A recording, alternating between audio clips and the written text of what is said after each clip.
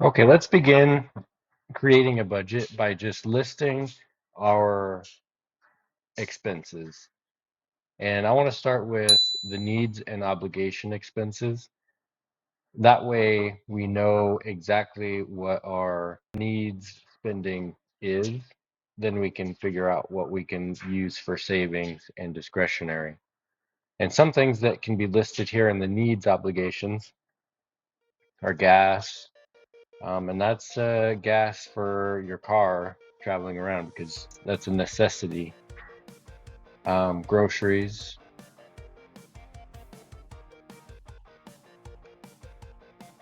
your phone, car insurance, electric, among other utilities. You'd want to list your other utilities here, mortgage or rent,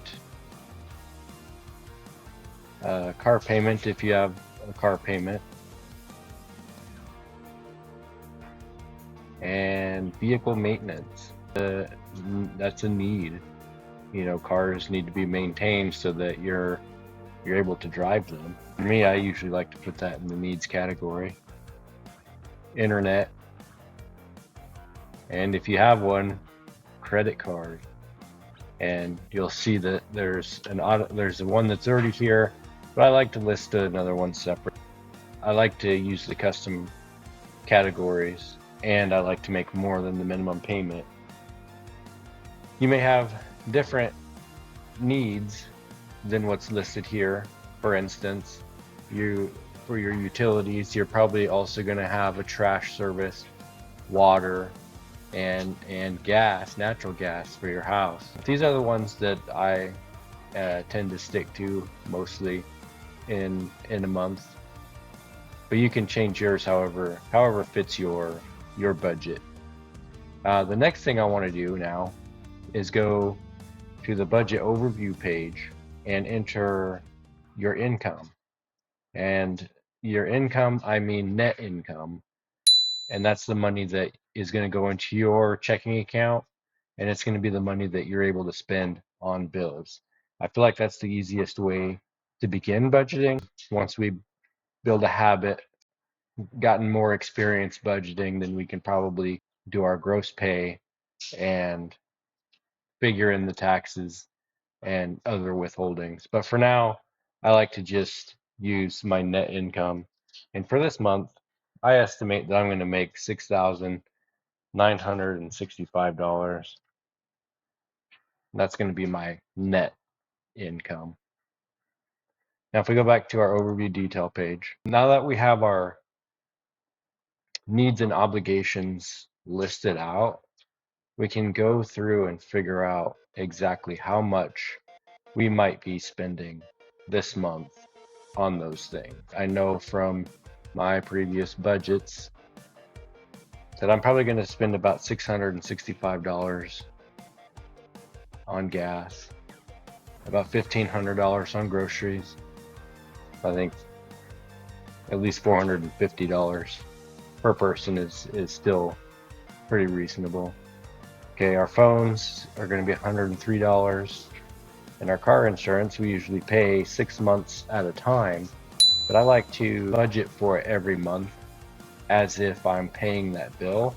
And what I do is take the premium that we pay for the 6 months and divide that by 6, and that comes out to about $172 a month.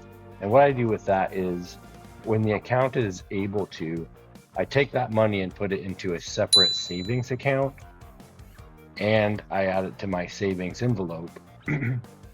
That way, at the end of the 6 months, I know I'm going to have that money in the account. Our electric, $265. Our mortgage, or it's $1,121.85. Our car payments, $225, and $200 for vehicle maintenance. And then internet, $120. And our credit card, $100, even if the minimum payment is less than $100. Okay, so now that we have our needs listed and the amount that we are estimating to pay, we have a total here, and we have a percentage of income. And currently that's 64% of my net income that we are spending on needs and obligations. So I'm going to use that 64% and I'm going to put that in the goals. And now that I know that my needs are 64%, I can take the rest of the percentage and divide it between savings and discretionary. Currently, I like to have about 5% savings. That allows my discretionary to be a little bit bigger. And the reason I do that is because I have other projects I'm working on and I'm comfortable with 5%. We take 100% minus 64% minus 5%. That leaves us with 31%. And we could put that 31% here in a discretionary, but I don't like to do that. What I like to do is leave about a 1% buffer in case I overspend on any one of these categories. So I'm going to put 30% there. And if we go back to the overview page, it's going to show a planned surplus of $417. That's going to be my bumper or buffer for overspending if it happens. So let's go back to the overview detail page. Now we have a goal set for our savings, and it's $348. So right here for savings, I'm just going to put $348. I might as well save that all of that. And now you also have a goal for your discretionary, and just like we did with the needs, list your discretionary spending. Usually I like to start with subscriptions. And the reason I like to start with subscriptions is because just like with the needs, these are things that are going to come out every month. So they're easy to put in the budget sheet and get out of the way, and then you can worry about other spending. And that's YouTube Music. I try to save for Christmas all throughout the year. Currently, and this is one that I change from month to month depending on how the month is looking. I'm saving $100. Next month I might save $200, just depending on the situation. And then you'll notice that there's a discretionary savings category here in your discretionary. And that's there because, eventually you're going to want to make a purchase that is relatively large at some point, and it's going to be something that you may not really need, or maybe you want to go on vacation. So having a discretionary savings within your discretionary spending will allow you to budget for that large purchase throughout the year. When the account is able to, I take that money and I put it into a separate savings account, and it could be for any one of these savings categories. So I'll put a vacation here. So whenever I decide to save that $250, whenever my account is able to, I'm just going to go ahead and put that here in my vacation saving. Then I know that I'll be able to take vacation.